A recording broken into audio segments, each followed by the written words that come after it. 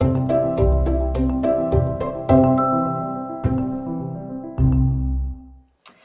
everyone, my name is Lena. And I am Shantae. And this is our legacy. Welcome back. I hope everyone had a great weekend. We're so excited to be here today. Because one thing we want to do today is continue our conversation from last week. And we want to start about community, right? Yep. The importance of community. So many things have happened in the past week. My sister was telling me about some stats about how many shootings have happened in our communities over the weekend. What were the stats that you saying that you seen? Well, based off Chicago Breaking News, I always go to Chicago Breaking News to find out the news. And based on their records, it said that it was 22 shootings over the weekend. 22 shootings over the weekend. That is extremely devastating. Yes. Extremely devastating when we have children in our community. We have elders in the community. So today we want to talk about how important community. Absolutely. You know, and last week we talked about making no sacrifice, and we talked about love in the community. But we have to talk about, and I'm gonna beat this every week. I cannot come to you with solutions. I can't come to you with what things we can do, how we can better things, if we don't talk about community. A community, we have to, I guess, what's the word I'm looking for? Self-regulate. We have to self-improve. We have to self-support each other. We can also have outside sources. But what are we doing for each other? How do we support each other to make sure that our neighbor, if they need anything, or if there's things that's happening in our community, how do we take care of the community? If our community is not clean, if we don't have resources in our community, if people in our community are not, nutrition, fit, these things sound very simple to you guys, and these are things that the regular people don't talk about, but these are things that we're going to talk about, and they're simple solutions. How do you say hello? Exactly. Yeah, like we talk about you guys every week. We have a campaign that's called Hello Campaign. We simply speak to people and we say hello to everyone in our community to the best that we can. Yes. We do projects surrounding speaking, saying hello. That's right. Every morning I get on social media, I say hello, because hello goes a long way. It means what? Hello means simply love, respect, and acknowledgement. It means that I respect you, and I appreciate you, I honor you, I love you, and I value you most importantly. So if you speak to someone, you speak to an elder. I'll give you an example, right? Now this example may not be I may have not behaved properly in this example though, but I'm gonna give it to you. Because it was heat in the moment. So I play football on Sundays, right? Yes, Saturdays and Sundays. So I was going to football on Sunday, and I was on the bus, right? And on the bus, it's plenty of elders on the bus, right? And I'm one of them individuals, if I see an elder, I get up. If someone needs help, get to their seat, I want the individual help. So this particular situation, some young 12, 13-year-old, maybe 11, 12-year-old young men got on the bus. And actually, the young men got on the bus, and they didn't pay. So, of course, the bus driver's having a conversation with them, right? Right, yeah. He having a conversation with them, and guess what? While we're having a conversation on the bus, someone hit the bus, and the bus was not moving. I'm like, oh, my God, I'm trying to get to football. I'm going to be late. I'm already running late. Right. So, whatever the case may be, the gentleman had to get off the bus, and so we got off the bus waiting for the next bus. Right. So, a young lady got on the bus, and got off the bus, and she lit a cigarette, right? She lit a cigarette, and one of the young men proceeded to tell her, in this matter, you need to get that smoke away from me. Like he was about to beat her down. Oh, man. Now, of course, the young person in me had to step up and say something. Absolutely. Because he extremely disrespected the elder. I've seen that. He already disrespected the bus driver by getting on the bus. We got to have a conversation with them. And the bus driver was about to let him on the bus. But he had a nasty attitude at 12 and 13, maybe 11 years old, and he definitely disrespected this woman, right? So I looked to the young man, I said, look, it's two of you guys together. One of you, I see you on a regular bus not paying for the bus.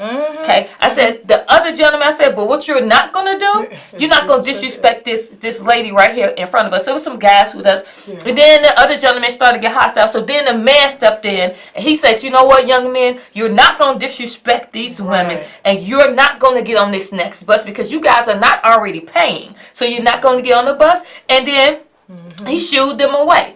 That's part of community, supporting each other. But the The problem is that first off, those children was very hostile and disrespectful to a woman, right? So you start to look at what is our community teaching our young people that he can tell an adult woman in a disrespectful manner, get away from me, don't talk to me, and you.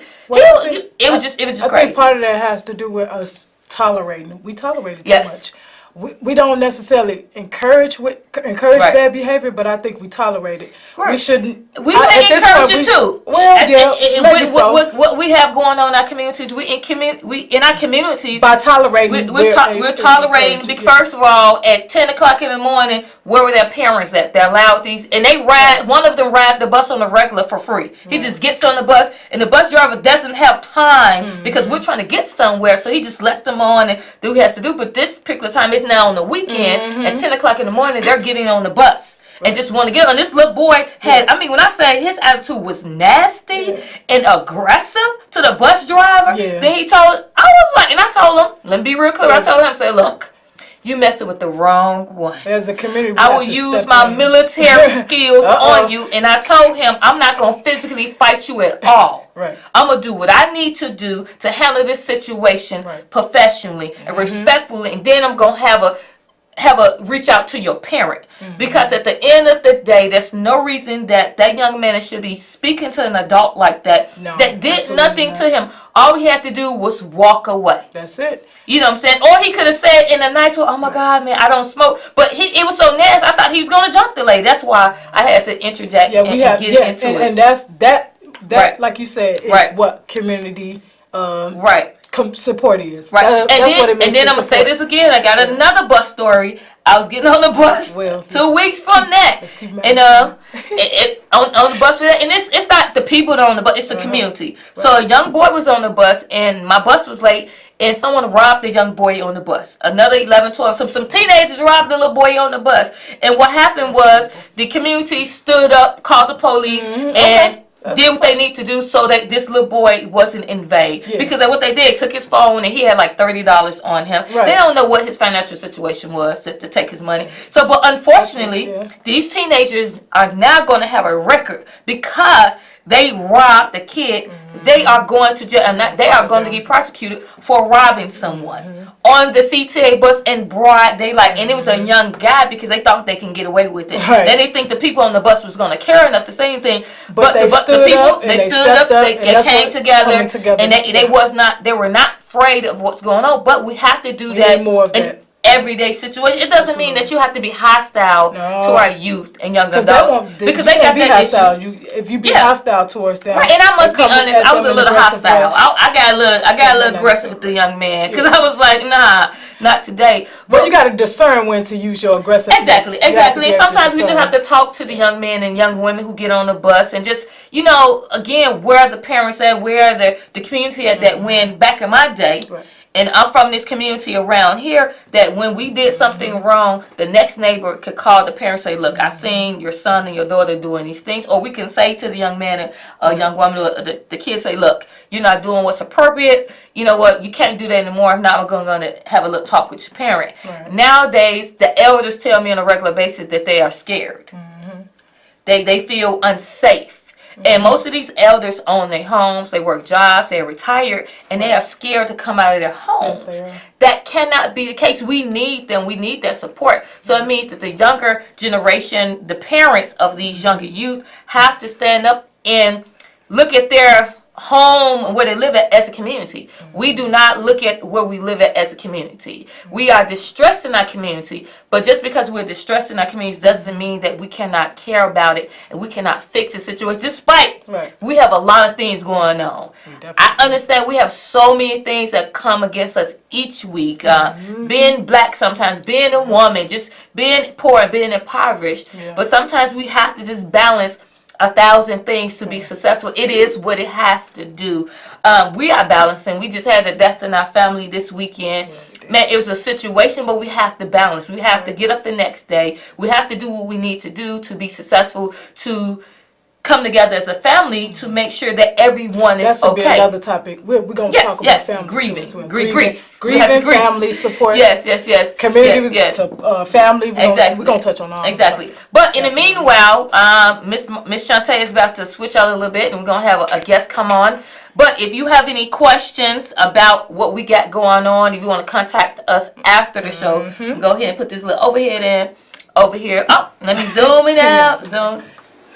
There we go. Let me zoom too. Did zoom too right there? Okay, is that it? Okay, let's see. There we go. Let me get it all situated right here. Right? There we go. So if you have any questions, you can contact us at 773-303-5846. You can actually text us, or you can check out our website and check us out. So let me see if I go to our website right here. Here's our website. You can go check us out. And make sure, like I tell you every week, don't forget to click the more button. And there's a lot of extra activities and things that's going on here on our website. Please, if you would like to support, please support us as much as possible. These are the individuals who continue to support us. We appreciate anything that you can do. And but again, if you have any questions, you can always hit us up on our website, or you can call us and text us at any time. So we're going to go ahead and get started. So now we have a guest here today. I'm going to go ahead and let him introduce himself. Go ahead. Hello, guys. How you doing today? I am VeuwCo with VeuwCo. We are a non-for-profit business that basically tends to the artistic nature of our youth. Okay. That's musicians. There you go. Fashion designers. Woo! We need bloggers. we need to connect with you. Yes, definitely. Okay. And what we want to do is basically build relationships with these youth and build business with these guys, because they may be artistic, but they might not have those business skills already developed. Yep, I agree. So that's pretty much what we do. We basically cater to those skills that young youth have, Okay. all the way youth to adults, really. But Okay. we really cater to youth, and we try to go to different schools and have different events and museums, just to give those kids who probably haven't been out of their neighborhood more things to do pertaining to art, music, fashion, and culture. Okay, so if you have any questions about what we're talking about today, you can call us at 312-738-1060. Of course, my sister is over there on the phones. But so give me your take about community. Well, I agree with everything you guys said. I feel like in the community we do need to link more. Right. I think there is a divide in the community with the youth and the elders. Okay. And just like you said earlier, there was that situation with the youth where maybe there was if he had more home training, maybe. Yes, home training. Maybe grandma, Yes. not a lot of grandmas Parents, anymore, right. and really instilling those values in the youth. And that's where my generation, I like to come in, because I want to, And how old are you? I'm 30. There you go. Yeah, so I want to, I want to bring those youth who feel, impoverished and angry. Okay. I want to bring that culture to them, to show them, we can do better. Especially, we've all been through stuff. Right. I'm from Algale Gardens. Hold on for 1 second. We're going to go ahead and take a caller right quick. Caller, what's your question or comment? Yes, thank you very much. I love the name, Our Legacy. Thank you. I'm your first god brother now. Oh, okay. I'm an elder, I'm 72 years old. Okay, there you go. The old people need the young people, and the young people need the old people. For sure. Yep. So I would like to work out a collaboration through education of Black history and culture and heritage and music with our legacy group. All right, well, definitely, for sure, we'll be able to connect with each other. But I have a question for you. In your opinion, at 72 years old and you are elder, what is your take on how important community is? On what? How important is community? Oh, well, the community is everyone that's in the community needs each other. Okay. As I mentioned earlier, the old people need the young people. I am the president of the Harold Washington Foundation. Okay. And we like to invite you to this Swift Mansion location for the young people every Sunday from at 4500 South Michigan from 2:30 to 4:30. And for other information, people can reach me for jobs or businesses at 312-671-2773. All right, sounds like a plan. And we will actually grab your information. We can actually add it onto our website. Well, thank you for a question, and thank you for your comment. So, go back to what you were saying about community and how your young generation. How do you think that your generation? You're 30, I'm 42, so there's a slight difference in how we see things. So, how do you think? What can your generation do differently at 30 years old that can help and impact our communities positively? Well, we really need to work together. Okay. You know, I think one of the main things is we're too distant when it comes to a lot of little small stuff. Like hairstyles. That's people hate on each other. I know you guys heard that term, hating on each other. Right. But people have issues with each other for no reason. We need to spread more love in the community. Yes, we talked about that last week. Love is but I don't think so I try not to use the word impoverished. I was coming across something and I'd seen someone talking about it, someone on TV, and he said our communities are distressed. Because we are in distress. We're stressed out. Exactly. Because just because you're poor doesn't mean that you have to behave and act a certain way. Right. There are people around the world who are way poorer than my community. Yes. And on paper, my community is poor. But I promise you, we have way more than a lot of people around the world. We're not poor. Just to be real. So again, but we're making it poor because of our situations and the things that are coming against us. But I think we are so distressed. Yeah. And therefore that we can't love our community because when we walk out the door, you're stressed out. You know, that's a great point. In America, I think we are brainwashed a little because we want things that we don't need. You know, a lot of times we want things that impress other people, and that's backwards. You know, and it comes from a long time ago, all the way back to slavery times. Right. You know, so I can't blame any youth for their actions, but I think it's 50-50. I think it's 50-50. The reason why I say that yes, we have a lot of things against us, but we get to a point that we still have to take charge of it. Yeah. And so, but everyone is not meant to be a leader. So the leaders have to say, look, I have to lead you. Yeah. You may not be strong enough to handle what's going on, so let me lead you into the right direction. But it does not negate what our experience has come across. There are other people who experience a lot. There are a lot of people who come to the United States, right? Yep. And they way poor. Way things go against them, and you know, but they come here. And they make it happen. They make it happen. They get down. But because we hear, we don't see it. Now, that's also doesn't negate the pain that we feel. Right. You feel what I'm saying? Yeah. But we still have to acknowledge that my pain is no worse than nobody, no better than nobody.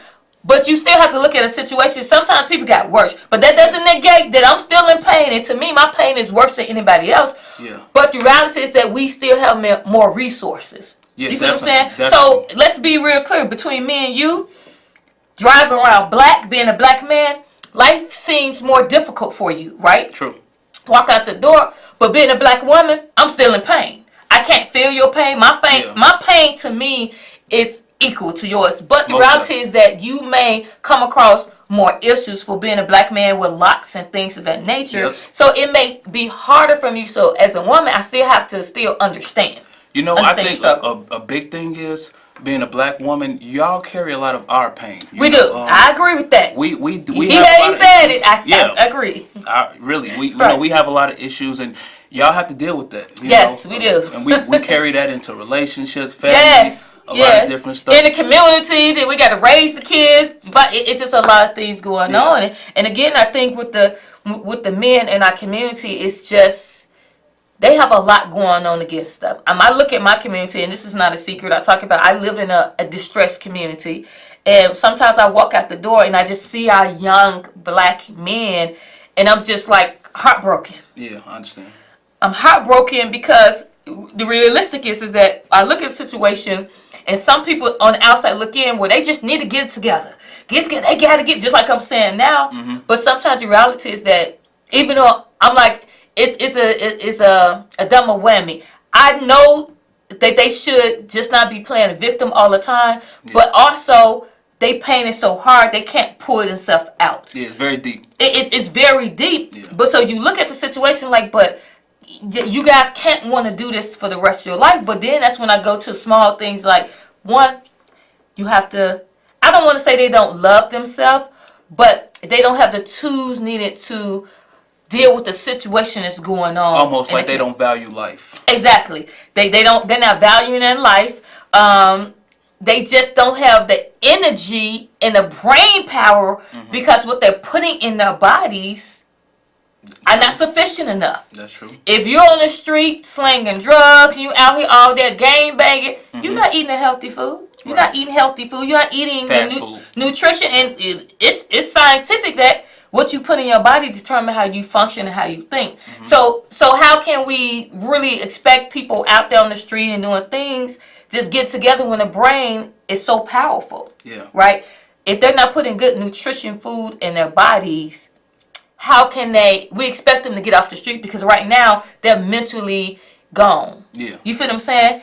But that's where it comes from us as leaders and the elders. It's up to us to pull them out of it. But before I keep going, tell me a little bit more about, you got any particular programs you want to talk about? Well, yeah, we are basically, we like to go to different schools and mentor to youth. We like to mentor to the neighborhood children. We actually like to also offer jobs in the community with our Step Up program. That's another program. Tell us about the Step Up program. With the Step Up program, we basically offer jobs to community kids who are at least 14, starting at 14. We know 16 is the real age to work, but we find stuff in the community for you guys to do. Maybe it's taking out trash. Okay. Yeah, we work with real estate agents as well, so we're always doing demo work and stuff. So we really want people who actually have degrees and actually go to school for like that type of work, construction work and stuff like. And if you aren't doing that right now, we're still looking for people to work.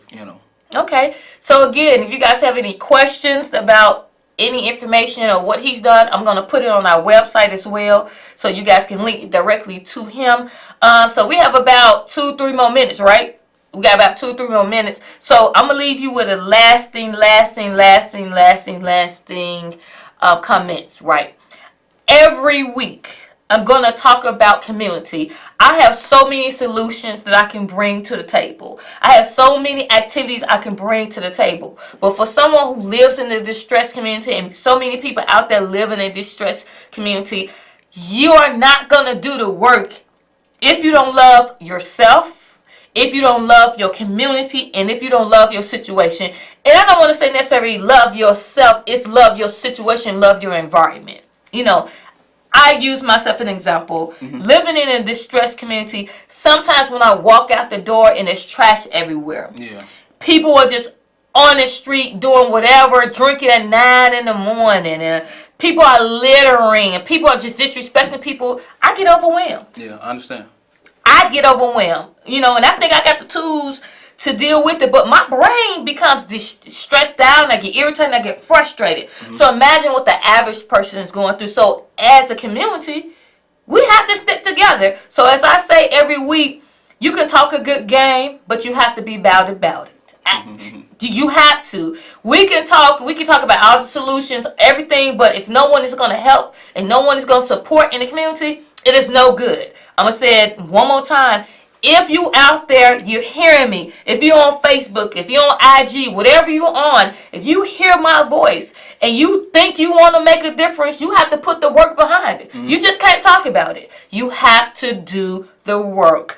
We can't do it by ourselves. Yeah. You don't have to be an everyday person that's involved in it, but that's what we're here for. You have to support us so we can do the work and get through it. So we're about to wrap up. We have 30 seconds. You have anything to say in 30 seconds? Well, I just wanted to say, guys, follow us at VeuwCo. That's VeuwCo. There you go. At VeuwCo, and follow us at VeuwCo.com. And stay healthy and love yourself and watch out. Watch out. Thank you, guys. Join us every Monday. This is Best Day Monday. Start off the week great. Best Day Monday. Follow us on social media. And we will talk to you saying deuces, peace out. Peace. Love your community. And we'll talk to you soon. Peace.